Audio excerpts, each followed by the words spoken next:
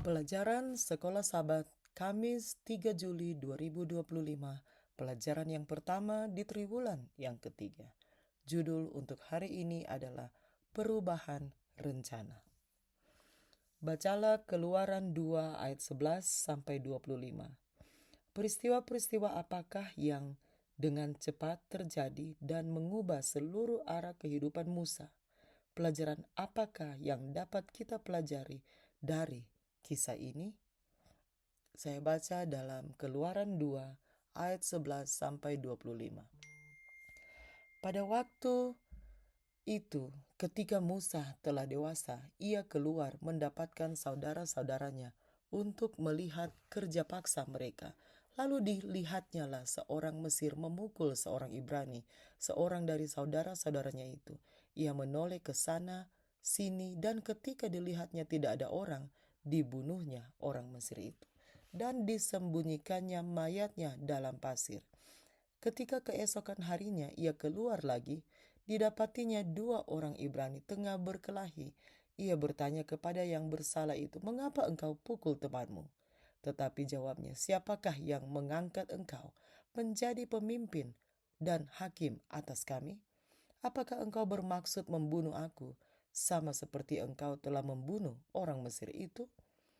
Musa menjadi takut sebab pikirnya, tentulah perkara itu telah ketahuan.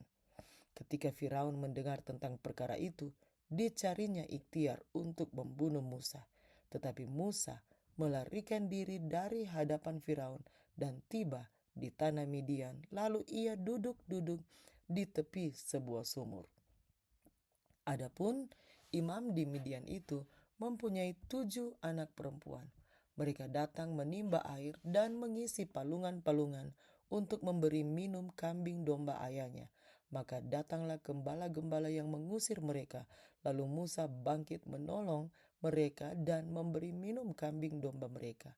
Ketika mereka sampai kepada Rehuel ayah mereka, berkatalah ia, "Mengapa selekas itu kamu pulang hari ini?" Jawab mereka, "Seorang Mesir menolong kami terhadap gembala-gembala. Bahkan ia menimba air banyak-banyak untuk kami dan memberi minum kambing domba." Ia berkata kepada anak-anaknya, "Di manakah ia? Mengapakah kamu tinggalkan orang itu? Panggillah dia makan." Musa bersedia tinggal di rumah itu. Lalu diberikan Rehuelah Zipora, anaknya, kepada Musa. Perempuan itu melahirkan seorang anak laki-laki. Maka Musa menamainya Gersom, sebab katanya, "Aku telah menjadi seorang pendatang di negeri asing." Lama sesudah itu, matilah Raja Mesir.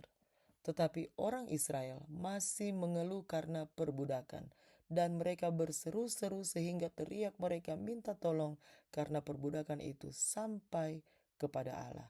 Allah mendengar mereka mengerang, lalu ia mengingat kepada perjanjiannya dengan Abraham, Ishak, dan Yakub.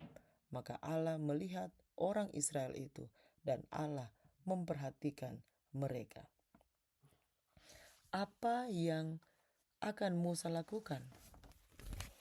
Apakah dia akan menyerah pada iming-iming Mesir dan kesenangan istana, atau apakah dia akan menanggung penderitaan bersama bangsanya yang diperangi?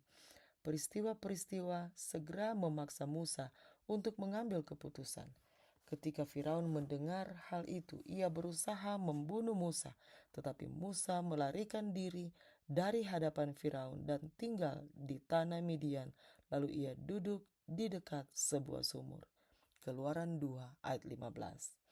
Setelah pembunuhan itu, Musa benar-benar tidak memiliki pilihan, setidaknya untuk tetap tinggal di Mesir.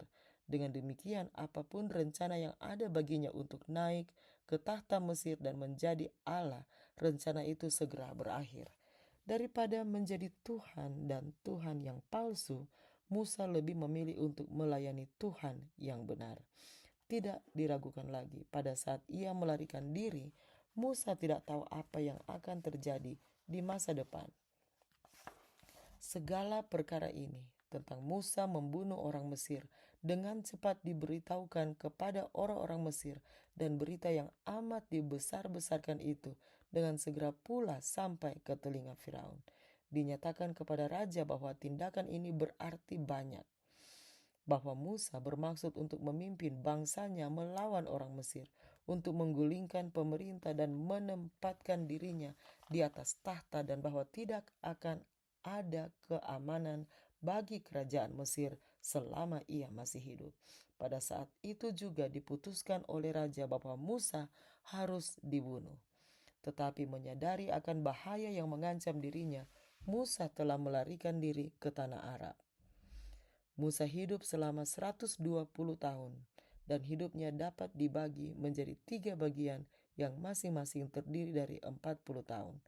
40 tahun pertama berada di Mesir, sebagian besar di istana kerajaan.